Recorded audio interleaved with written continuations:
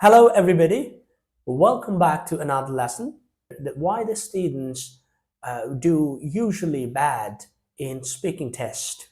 So far I have figured out, four different reasons. So today we will be speaking about those reasons and we will be looking also for solutions.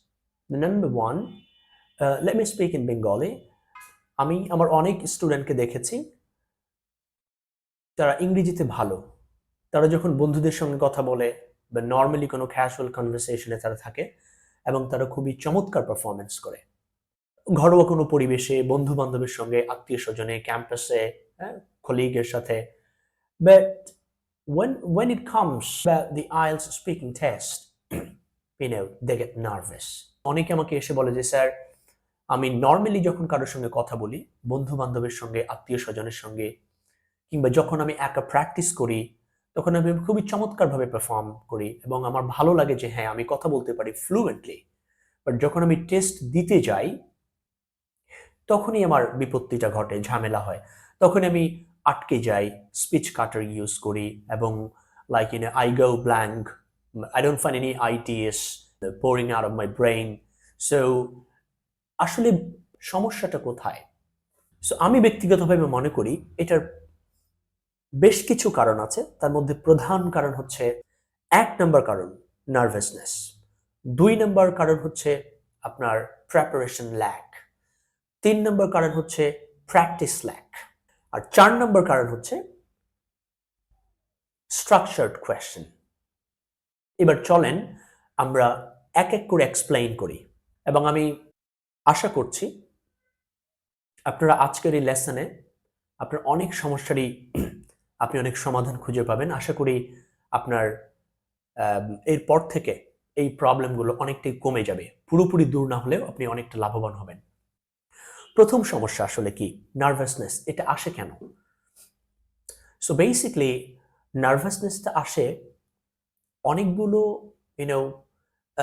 আপনার চিন্তার কারণে আপনি ভুল চিন্তা করেন for example আপনি যখন যখন আপনি টেস্ট ফেস করেন তখন আপনি জাজমেন্টাল হয়ে যান লাইক আপনি থিঙ্ক করেন যে আমি যদি ভুল বলি তাহলে কি হবে রেজাল্ট কি হবে এবং আমি বোধহয় ভুল করলে এক্সামিনার আসলে খুব কি ভাববে খারাপ ভাববে এটা খুবই এম্বারেসিং হবে যদি আমি বলতে না পারি তাহলে দেখেন মাইন্ড বেসিক্যালি আমি এটাকে বলবো যে it's a glowing ball of light এটা যেখানে আলো ফেলবে সেই জায়গাটা আলোকিত হবে ঠিক আছে এখন আপনি ওই মুহূর্তে আপনি পারফরমেন্সে ফোকাস না রেখে you focusing on like on the stops and the things that you make on the basis of your assumption আপনি যেটাকে অ্যাজিউম করছেন মানে প্রেডিক্ট করছেন এটা হতে পারে আসলে এটা নাও হতে পারে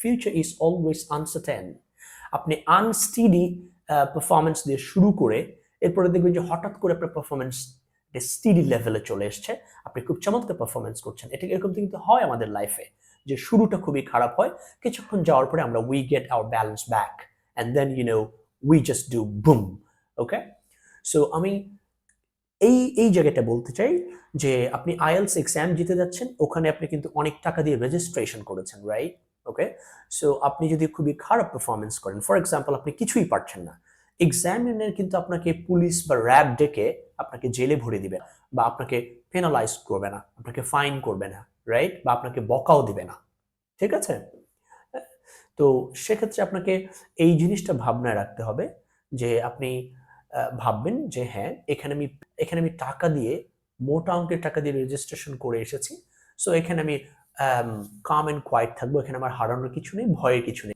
এখানে এমন ছিল যে আপনি মেট্রিক পরীক্ষা দিতে এসেছেন যে ফেল করলে আপনার আরেকটা বছর লস হয়ে গেল এবং আপনার আত্মীয় স্বজন কি ভাববে আপনার বাবা মা বাড়ি থেকে বের করে দেবে বিষয়টা এমনটি নয় আপনাকে ওখানে রিল্যাক্স থাকতে হবে আপনি যখন প্রথমবার ঢুকলেন you should get you focus on yourself right get relaxed আপনি দুই তিনটা ডিপ ব্রিথিং করতে আপনি ওখানে ডিপ ব্রেথ নিতে পারেন কয়েকটা আবার ওটাকে ডিপ ব্রেথ নিলেন এবং স্লোলি আপনি সেটাকে এক্সেল করলেন, দেখবেন আপনি খুব ভালো লাগবে, আপনার রিল্যাক্সড ফিল হবে। ঠিক আছে? যখন আপনি জাজমেন্টাল হয়ে যাচ্ছেন, তখনই আপনি ফিউচারকে প্রেডিক্ট করছেন, রাইট?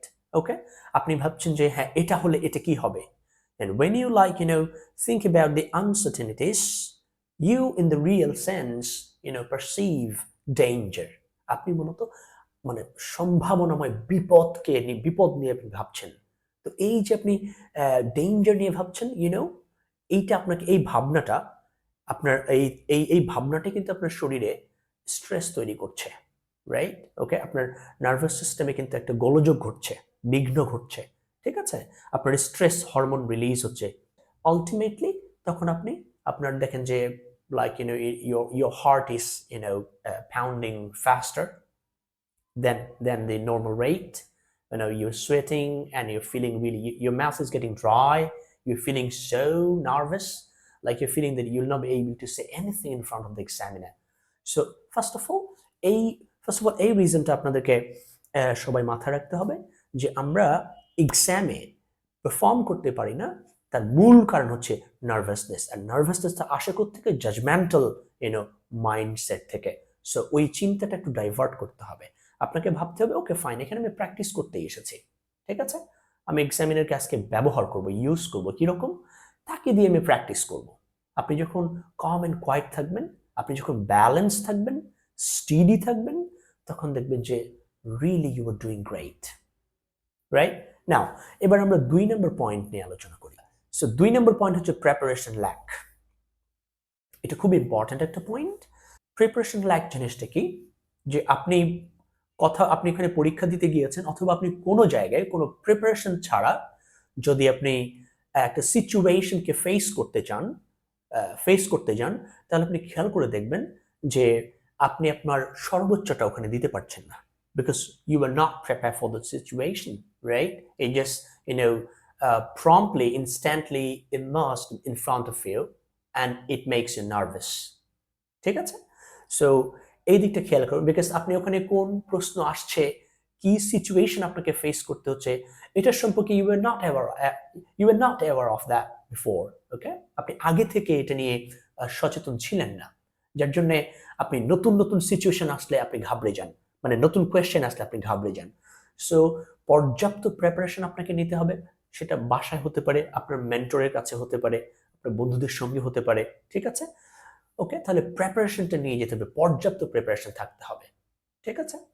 এবার আমরা পরের পয়েন্ট নিয়ে আলাপ করব, এটা হচ্ছে practice lack, which is one of the prominent reasons for performing worse in IELTS speaking test. So practice ল্যাকটা আসলে হচ্ছে কি, যে আপনাকে বাসায় প্র্যাকটিস করতে হবে প্রচুর। Look, there's a subtle difference between practice and preparation. Preparation means when আপনি যখন অনেক পড়াশোনা করছেন, অনেক নলেজ, কনসেপ্ট, হ্যাঁ, আপনি কন্টেন্ট গ্যাদার করছেন, এগুলো আপনি জানছেন, ঠিক আছে, এটাকে আমরা বলছি প্রস্তুতি বা প্রিপারেশন। আপনি দীর্ঘ সময় ধরে নিজেকে প্রস্তুত করছেন। তো আপনি এই পুরো কন্টেন্ট, কনসেপ্ট, আইডিয়াস, হ্যাঁ, নলেজ, ইনফরমেশন, এগুলো পড়াশোনার মাধ্যমে জানার পরে আপনি যখন যেটাকে প্র্যাকটিস করছেন, ঠিক আছে, অর্থাৎ আইএলস ফরম্যাটে যখন প্র্যাকটিস করছেন, তখন দেখা গিয়েছে বিষয়টা আপনার কাছে সহজ মনে হবে, আপনি একটা কনফিডেন্স পাবেন ভেতর থেকে, ঠিক আছে? তো এখন এই প্র্যাকটিসটা আপনি কিভাবে করবেন? এই প্র্যাকটিসটা অ্যাগেন আপনি আপনার কোনো আইএলস মেন্টর অথবা আপনি নিজেই সেই প্র্যাকটিসটা বাসায় বসেই করতে পারেন। সো প্র্যাকটিসটা খুব ইম্পর্টেন্ট। Well guys, এবার আমি লাস্ট পয়েন্টটা নিয়ে বলবো, so which is quite identical to the previous point, যেটাকে আমি প্র্যাকটিস ল্যাক বলছি, সেটার সঙ্গে এটা অনেকটা সিমিলারিটিস আছে। সেটা হচ্ছে আপনার স্ট্রাকচার্ড কোয়েশ্চেন। তো আপনি, অনেকে আমাকে বলে স্যার আমি তো খুব চমৎকার করে কথা বলতে পারি, আমি যখন আপনার সঙ্গে কথা বলি, নর্মালি আমি যখন স্পিকিং করি তখন তো আমি খুবই কনফিডেন্ট এবং ফ্লুয়েন্টলি আমি কথা বলছি, but when I go to face the speaking test, even in front of you, so why do I get nervous? What's the reason behind that? So আমি ফিগার আউট করলাম দ্য রিজনটা কি আসলে। রিজনটা হচ্ছে IELTS এর কোয়েশ্চেনগুলো হচ্ছে স্ট্রাকচারড, ঠিক আছে? তো যখন আপনি একটা সুনির্দিষ্ট স্ট্রাকচারের কোয়েশ্চেন ফেস করছেন, তখন আপনাকে কিন্তু একটা নির্দিষ্ট রুটে, সুনির্দিষ্ট রুটে আপনাকে একটা ডাইরেকশনে চিন্তা করে ওই ফরম্যাটে আনসার করতে হচ্ছে, এবং সেই জায়গাটায় আপনার বিপত্তি ঘটছে, প্রবলেম হচ্ছে, ঠিক আছে? অর্থাৎ আপনি নর্মালি যখন কোনো কনভারসেশনে ইনভলভ হচ্ছেন, তখন দেখা গিয়েছে এখানে কোনো ধরা বাধা নেই, there's no hard and fast, no rules, right? So whatever you want you can speak out instantly, ঠিক আছে? এখানে স্লিপ করলেও কোনো সমস্যা নেই, বা অন্য কোনো টপিক নিয়ে কথা বললে কোনো সমস্যা নেই, ইররিলেভেন্ট কিছু বললে কোনো সমস্যা নেই, রাইট? বাট যখন আপনি স্ট্রাকচারড, একটা অর্গানাইজ, একটা ফরম্যাটে কোয়েশ্চেনে অ্যান্সার করছেন, তখনই আপনি ঘাবড়ে যাচ্ছেন। কেন? কারণ আপনি ভাবছেন কি যে আমাকে ইয়েস রাইট নাও, ওয়েল আমাকে এখন যেভাবে প্রশ্ন করেছে ঠিক সেই টেন্সে কথা বলতে হবে, সেই পয়েন্টে কথা বলতে হবে, এবং কতটুকু দীর্ঘ হবে অ্যান্সারটা, কতটুকু লং হবে, সেটা আপনাকে মাথায় রাখতে হচ্ছে, ঠিক আছে? তখন এই যে চিন্তাগুলো করছেন, এইটা আপনার একটা ফোকাসটা সরে যাচ্ছে, রাইট? আপনার ফোকাস তো এই জায়গায় যে আনসারটাকে প্রডিউস করা, বাট যখন আপনি এই যে রিলেভেন্ট বিষয়গুলো নিয়ে ভাবছেন, ফোকাসটা আপনার ডিস্টোর্টেড হয়ে যাচ্ছে, ঠিক আছে? ডাইভার্টেড হয়ে যাচ্ছে, এবং এই জায়গাটা আপনার মূল প্রবলেমটা হচ্ছে, ঠিক আছে? তো এখন প্রশ্নটা হলো এটার সলিউশনটা কি?